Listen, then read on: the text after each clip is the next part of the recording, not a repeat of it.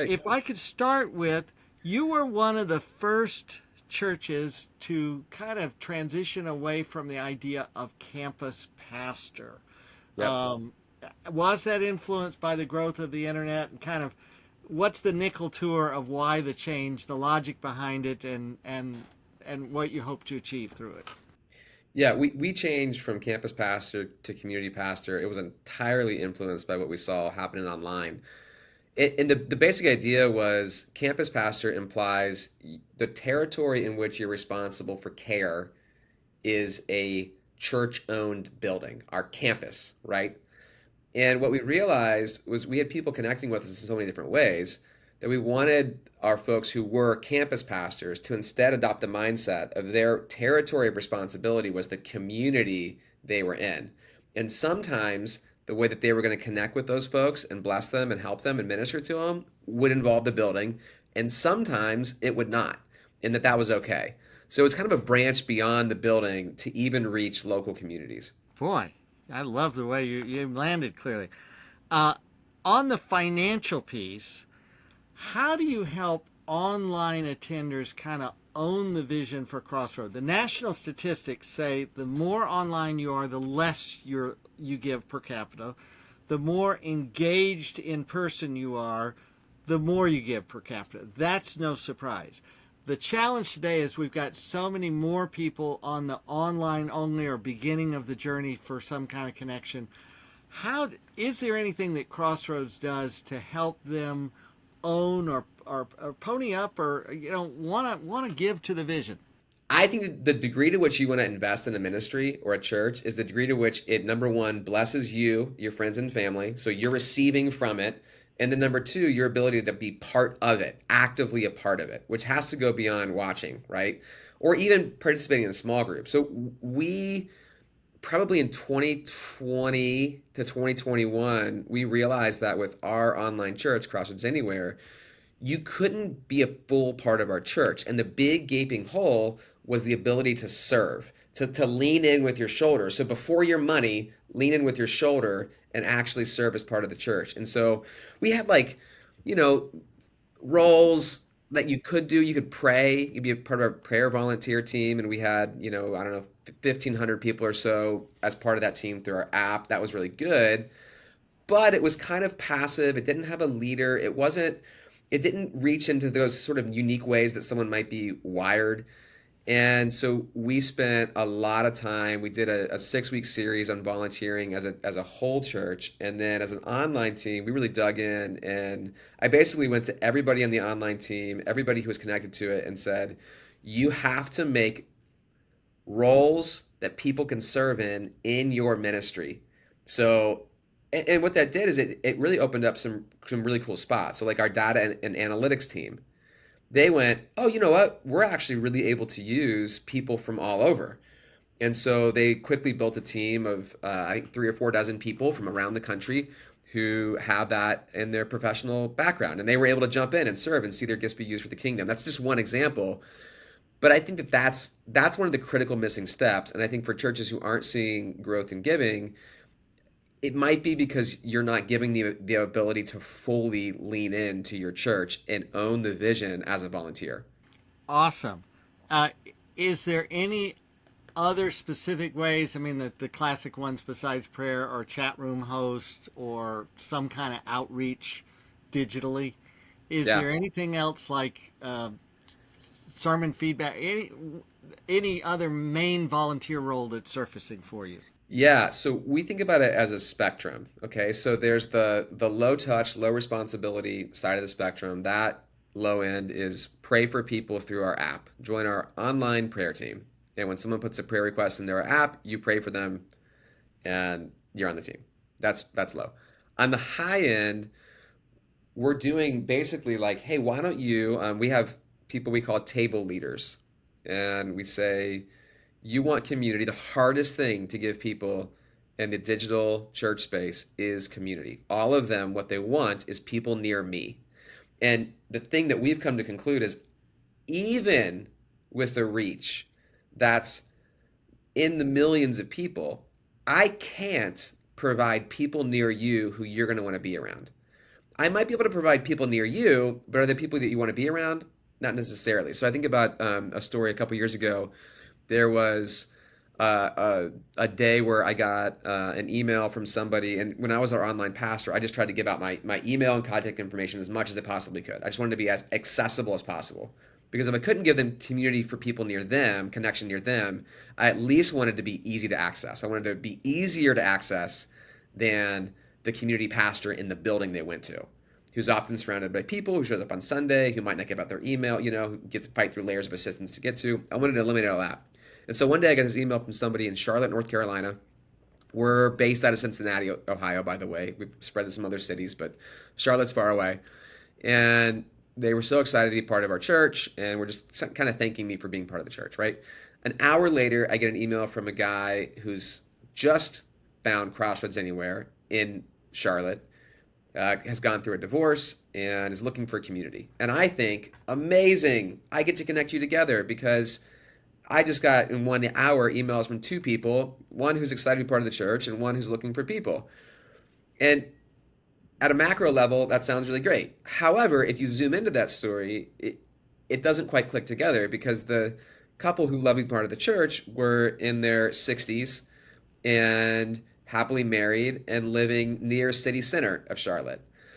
The guy who had gone through a divorce looking for community is 20 years younger, lives 30 miles north, right? And you go, in what other scenario would you ever match them together in a small group inside of a church? Probably you wouldn't do that, right?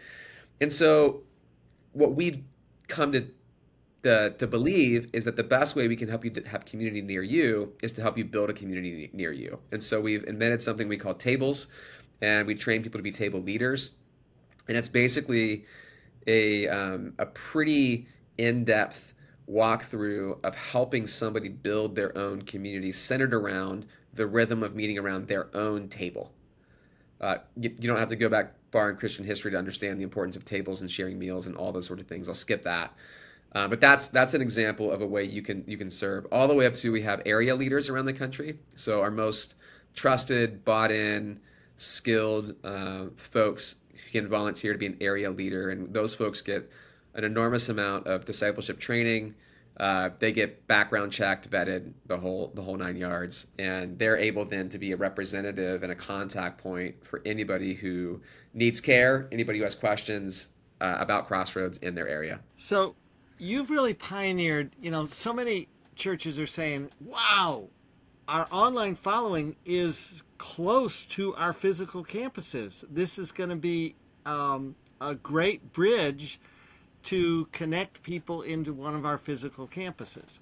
Mm-hmm. Crossroads has said, we're going the Crossroads Anywhere or underwear approach, and we would like to figure out how you can be a fully committed disciple if you don't have a church physical in-person church that you can bridge to.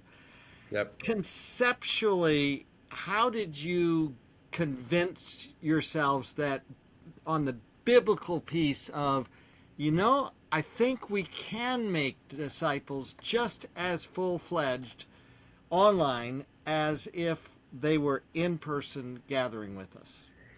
Yeah, and I would put caveats on this, right?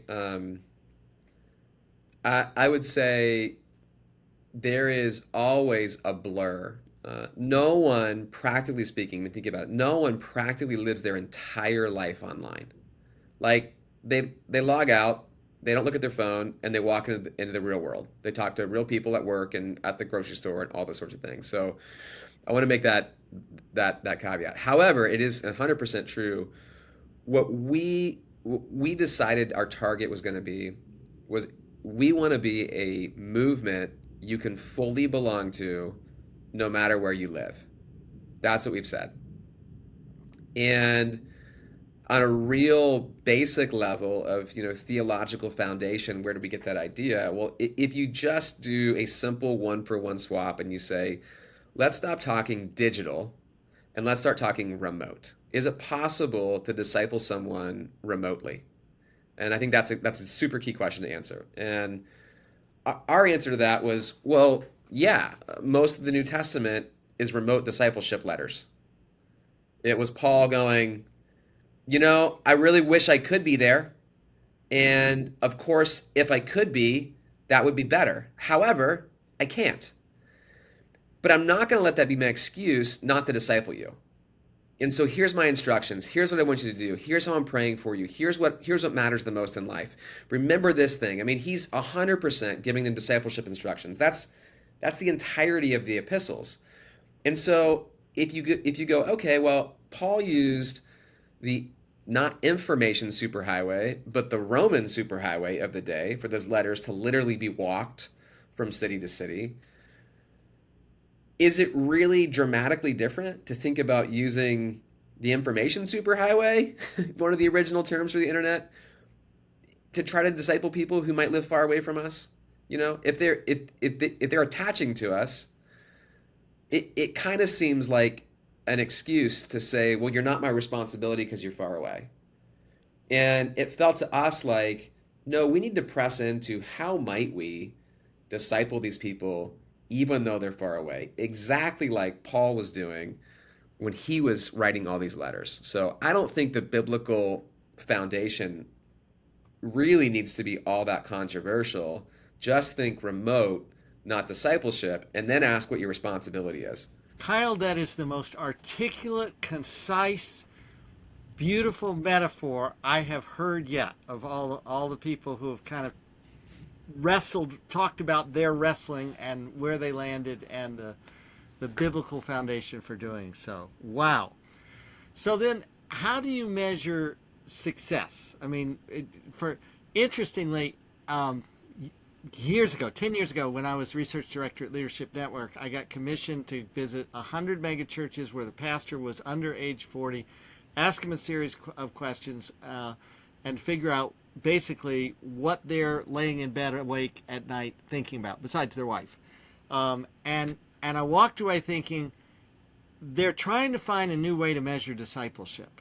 The classic attendance and buildings and cash ABCs or butts or is not enough, and they were searching for a new way.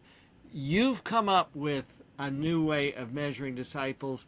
How does that is that what you're going to use to say, is this working as Yeah. 1 year, 2 years, 3 years tick by, and you got people in the Crossroads anywhere that have been tracking with you? Yeah, so I'll give you the more layered, complex answer, and then the really simple one second, okay?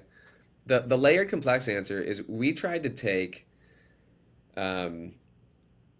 we tried to move our the thing we're paying attention to from stats and numbers that really matter to us and our survival as a church, and really tried to focus on what would it mean to help somebody measure their growth for them.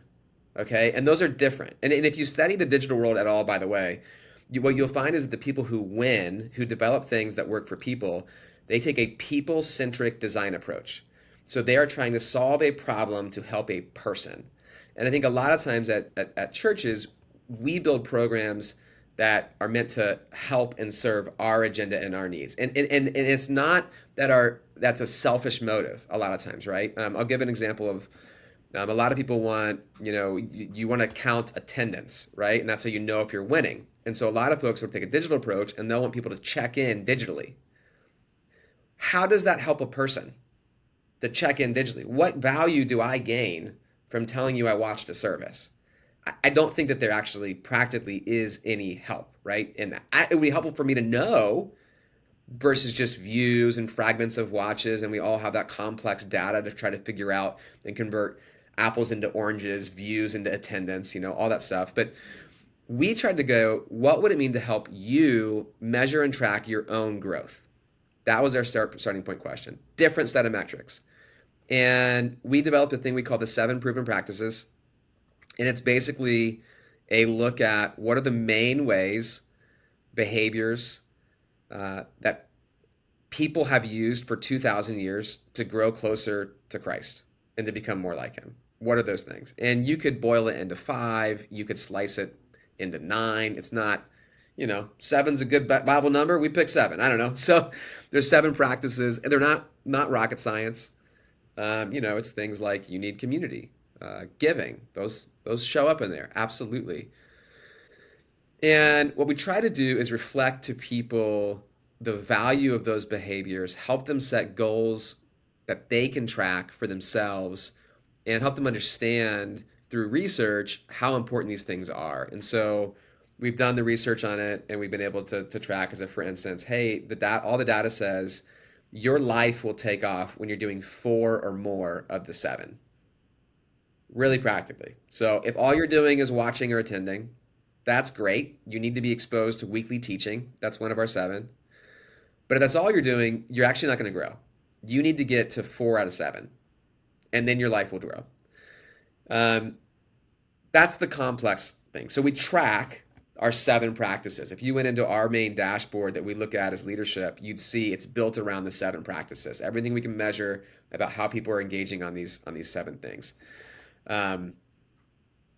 Now, on the really simple answer, I think there's a simple answer to your question of how do you know if someone's growing and becoming a disciple? How do you know if you're winning as an online church, period? And I'd say, actually, I don't think that's very different than how do you know if you're winning as a church, period. And the only thing I can point to in Scripture to say concretely, show me black and white numbers to whether I know someone is a disciple or not, whether their heart is moving towards Christ, their heart is moving towards his bride, the church. The only thing I can point to is money, right? It's where your treasure is, there your heart will be also.